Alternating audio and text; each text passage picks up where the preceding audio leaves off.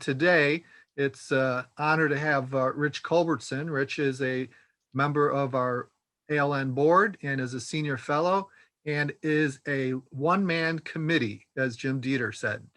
He has a wealth of knowledge on standards and regulations, legislation, and he has a particular insight into the natural gas infrastructure utility sector because of personal connections that made him do a deep dive. But he also has a work history in this area. So Rich, why don't you start off by briefly telling us about your work history area and the very interesting personal connection to natural gas issues.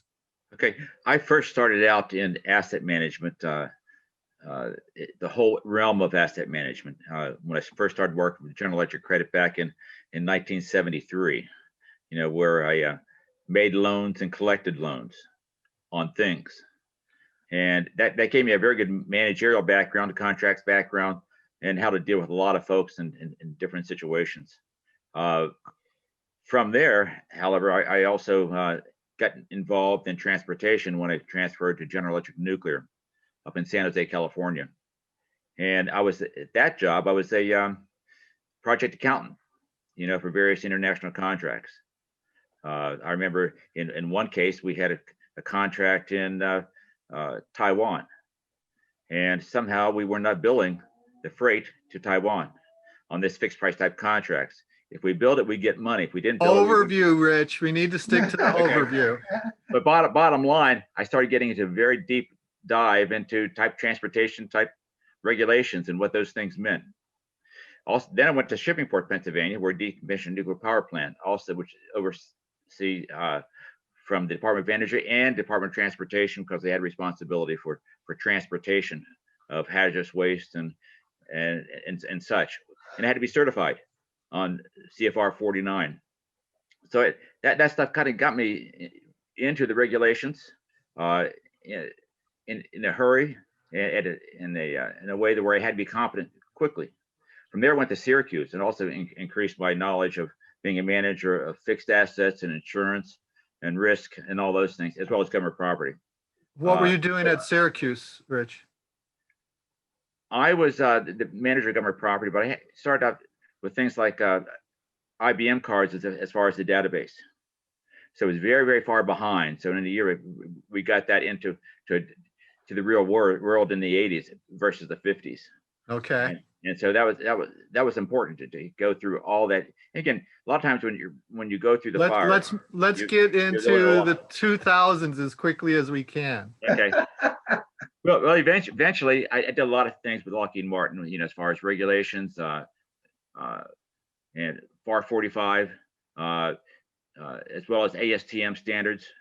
Also getting into eventually around 2010, ISO standard 55,000, and again, continue to grow in all those different areas.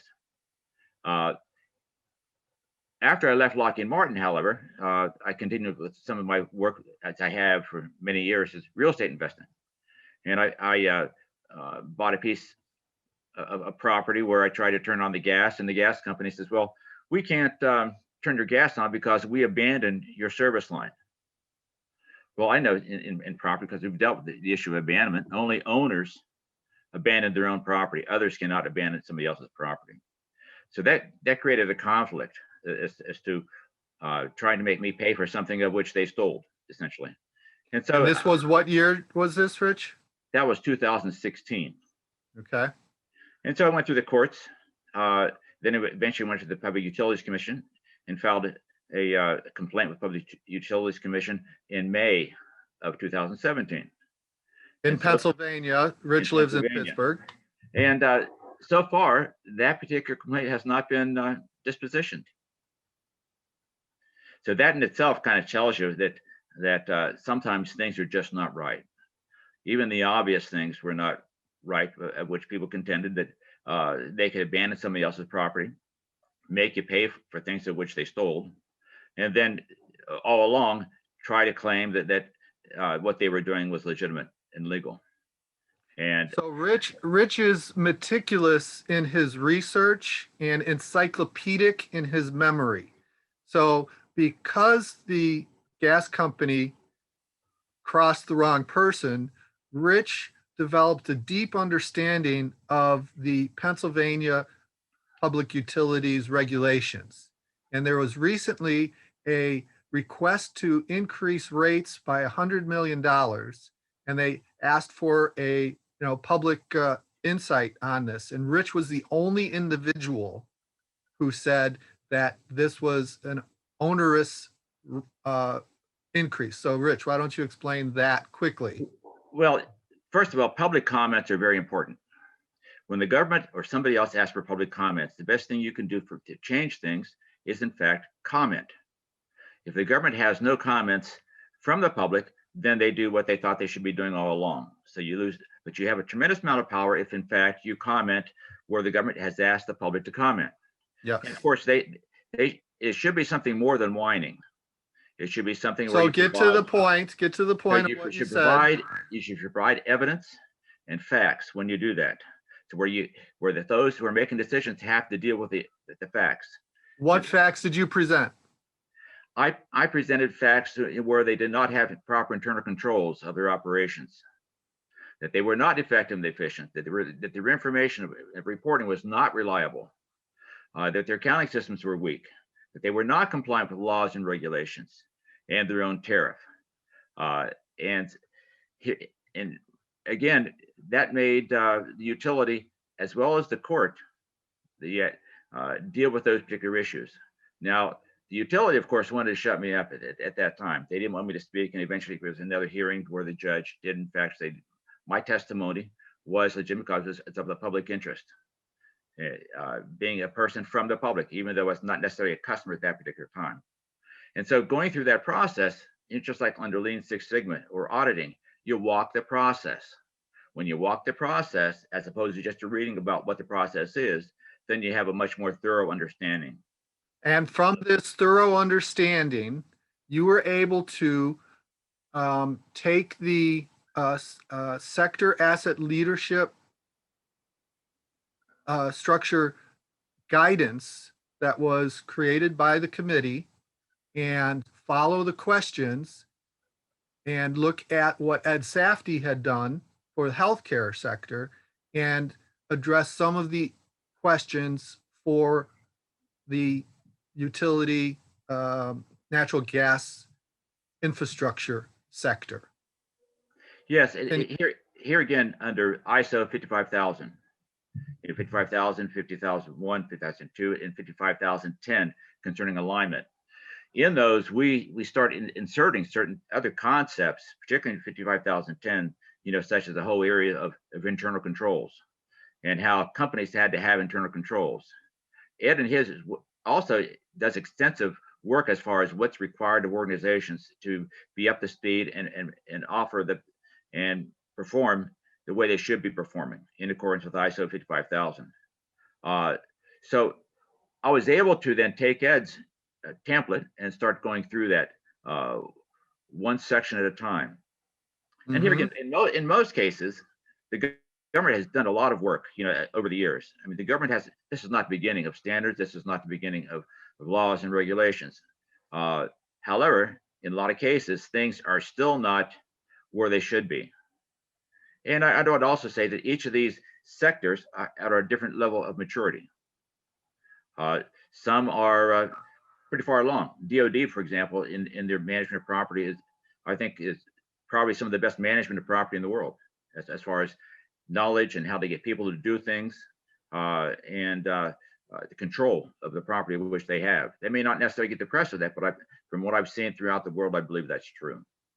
Okay, so focusing on the natural gas transportation infrastructure, one of the things that I read what you've written so far, I think is interesting is you say that natural gas utilities and utilities in general are monopolistic and that monopolies do what monopolies do. Can you explain how adherence to existing regulations can help turned them from being monopolistic and serving themselves to being a more public service? Well, how that works, first of all, the public utilities, particularly gas and electric, they're controlled by the Department of Energy. They're also controlled by the Department of Transportation, particularly gas. They're also getting involved in issues concerning having grants from the federal government. Anytime we have a grant from the federal government, there are strings attached. That's required from all people who receive grants. May not, for very small may not be, but the fact is the large ones are, and that is 2 CFR 200, which is an OMB regulation. And that's about 500 pages. There are a lot of things they have to do, but it's also very similar to the FAR concerning how costs are treated. And there's consistent how the government wants costs to be treated in both those who receive grants, but also receive contracts. Things like costs should be reasonable. Allocation should be done properly. And so there's a lot of consistency among like the FAR as well as 2 CFR 200. And so that applies against to all that. But in order for those agencies to recognize what they have to do, they in fact have to recognize and perform to those particular requirements. If they don't perform to those requirements, and also if they're not audited to those requirements, then in fact what happens, they start drifting off to do what they want to do, whether it be right or wrong, or whether it be self-serving, or hopefully serving the public, or to some extent. Another thing that you had said in your paper that I was able to review, which was interesting, is that public utility commissions are usually small groups of people who are responsible for multiple utilities, and it might not be an appropriate method for managing the assets of these utilities. But the whole concept of a public utilities commission, it goes way back. I understand in the United States almost like 1640, of how we run a grist mill of some sort. Then eventually, as time went on, the things like public water, public gas, eventually public electricity, and so those, and then eventually that was somewhat controlled by the federal government, but it was also controlled by the municipalities and states. For example, the public utilities commissions, they are run by the states, and the commissions are generally appointed by the governor, then approved by the Senate of that particular state. And there's usually about 5 people who are part of the commission.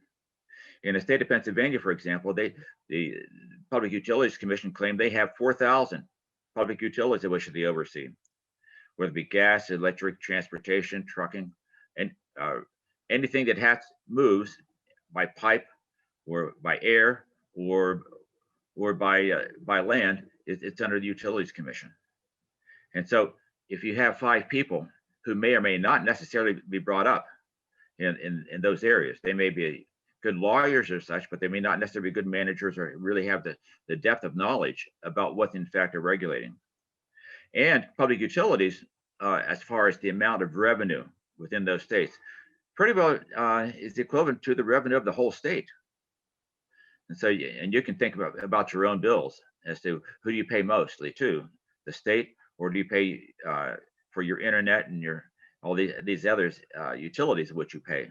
I know I pay a lot more in utilities than I do the state as far as a check throughout the year, although sales tax does go to the state. So there's a lot of power to that. And the problem when you have so much responsibility with few resources and perhaps not necessarily the skill set to manage that, then things can drift. Okay. Rich, we do have a question here. I'm going to read it, and while you're answering it, I'll Okay. open the document. Okay. It seems that OUSD ANS is placing the priority on contractors with government property in their possession. Mhm. And there is a priority of government property in the possession of government agencies, which is part of the problem. Would you agree with that? The government has to conduct a business of which it has with what they got and what they want to do. in certain cases, the government has to provide property to government contractors for that government contract to perform. And that government contractor may not necessarily can perform without the assistance of the government providing property. And historically, how that worked was with under cost plus type contracts, anything charged to a contract became government property automatically. Now that changed dramatically under the FAR 45 that was issued in 2007, where there's dramatic reduction of cost plus type contracts, also reduction as far as acquiring property through the special test and special tooling clause. And so the government has to do what the government needs to do. And contractors need a certain amount of assistance from the government to be able to be successful. So it's neither right or wrong. It's one of those things. It's what's appropriate for the given circumstances and what the government wants to do with it. Okay. So this is an interesting point here, that the scale of the industry, 3 trillion cubic feet of natural gas. That's a tremendous amount of gas. yes. One thing that's kind of interesting about natural gas, though, is it's important for people to understand what is true and what is not true of natural gas. Because if you don't understand the nature of it, then you can get wrong answers or wrong impressions. Natural gas is made of methane. Methane in natural gas weighs about 65%, 61% of air, which means when natural gas is released to the air, it's like helium. It doesn't stay around. It doesn't stay on the ground. It goes up in the atmosphere. And so things like small leaks, you're not going to get a fire or explosion with a small leak outside, because the gas is not going to stick around to explode. At the same time, what needs to be recognized is that there's not unlimited supply of natural gas. Eventually, there will have to be some other type of energy source beyond natural gas. Which means that the management of the existing resources is very important and valuable to the nation. It's valuable to the nation, but also not to overbuild. See, if the natural gas infrastructure you're building is going to last 100 years, for example, you may not need it for 100 years. You may need it for 30 years, but you may have spent all that money for 100,000 for 100 years, which means you may not necessarily have the resources to spend on the new and better alternative for energy. And a balanced public utility commission would be able to establish a strategic asset management plan that takes that into consideration. That is correct. Another thing that I think is important in what you've written is this here. The total revenue of utilities is about equal to the tax revenue of a state. However, the revenue does not have the same level of oversight as tax revenue and government contracts. That's correct. That if you only have a public utilities commission overseeing 4,000 contracts, they certainly don't have enough people to oversee those 4,000 utilities. And as a result, if there's nobody there to direct or correct or understand what they're doing, then they can drift. And again, I use, and sometimes they'll go from the intent of public service to self-service. And particularly when you're dealing with publicly traded corporations that are monopolies, where there may be pressure on management and such for additional profit. And so you would explain something to me previous about how utilities actually profit, and it's from building new infrastructure. It's not from public service. Yeah, a gas company is really not a gas company. A gas company is an infrastructure company. The gas that flows through, no pun intended, is a pass-through. It is a pass-through, but you can have since deregulation, various companies provide the actual gas, but yet the infrastructure company, who may call themselves a gas company, they only own the infrastructure. And the way that works is the more they spend, the greater the rate base, the greater the rate base, the greater the income from that rate base, because they demand, let's say, for example,